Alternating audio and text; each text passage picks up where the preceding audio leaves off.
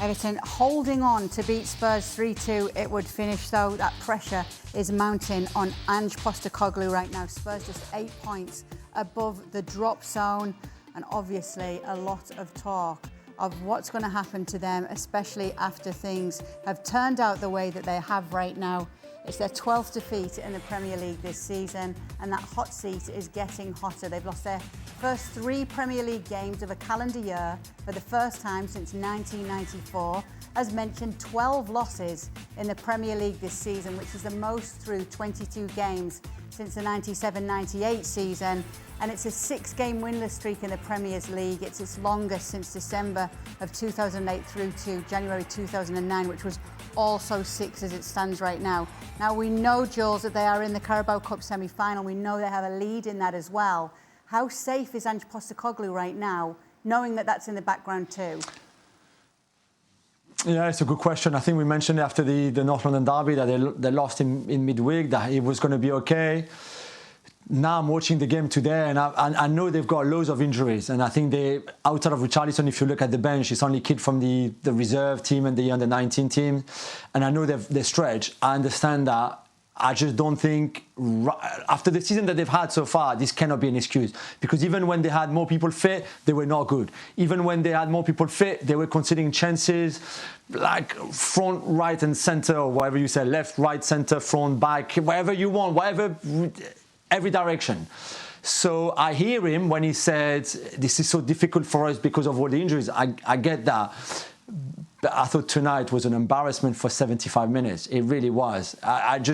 There were good players on the team, the likes of Sons and Kulusevski and Maddison, even Bergwijn, even some younger players, even Sarr.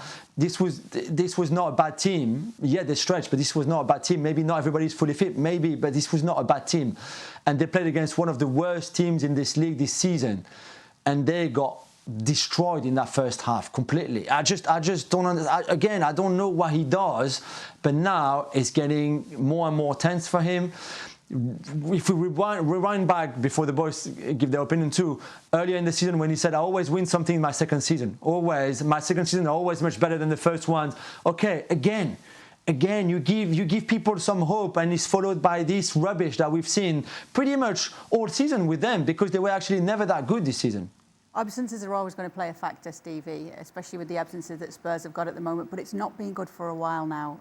No, and a little bit of what we've been talking about with Amorim, and we've been talking about him all season, about how he's going to have to change. And he says he won't, and he's sticking to his guns.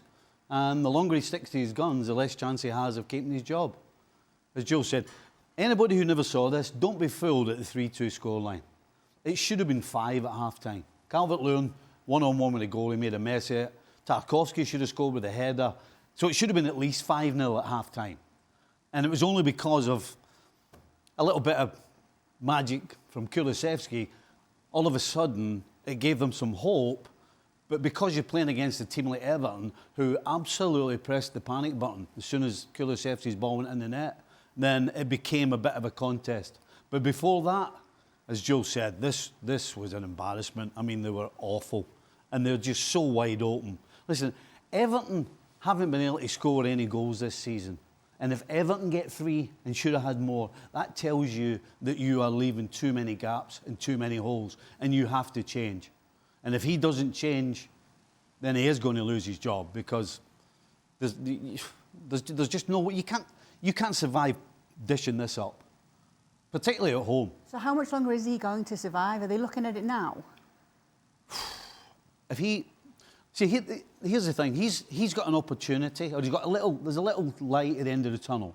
He plays Hoffenheim, who are struggling. He then plays at home to Leicester, and then he plays Elfsborg. Now, these are 3 games who normally you'd say, well, this is 3 wins. But there's an opportunity to get 3 wins. If they can't do that, or get any wins this 2 maybe, let's say the next 2 games, then he could be done. So it won't be 2 out of 3 ain't bad. It needs to be 3 from 3 here, LA. Well, all I would say, because we have talked about Spurs and Postecoglou seemingly every week, seemingly having the same conversation. So let's just provide some context. Let's really give you a big picture about Spurs.